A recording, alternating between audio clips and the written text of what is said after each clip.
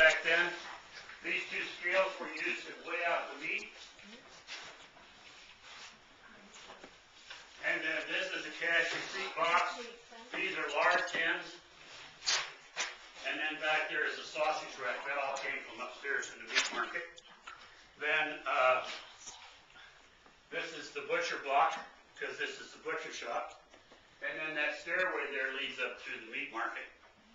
Now underneath that stairway is a block of concrete that a ammonia compressor used to sit on. Much bigger than that one I showed you in the rock room. Then over here, this was the meat locker where they kept their meat cold. And they used to go to the Columbia and cut their ice out of the Columbia River. Then along came technology. And Mr. Schwartz bought this, and this is an ice making machine. It's a pool or a pit about 5 foot deep, and it had a pool of salt water in it about 3 foot deep. And then that pit around the outside of the trench, that's where the cooling coils from the ammonia compressor went. And then they were insulated from the earth by this black cork. And that kept the cold into the pit here. And then they would fill these tins up with fresh water from the well over here.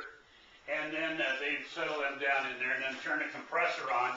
And about 24 hours later, they'd have 100-pound blocks of ice in each one of these tins.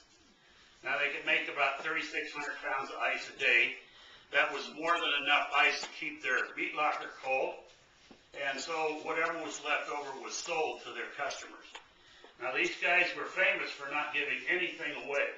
They were good German businessmen, and they knew how to make a dollar and to hang on to it.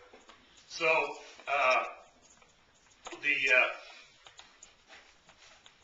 that trait was famous here in town. They were famous for that.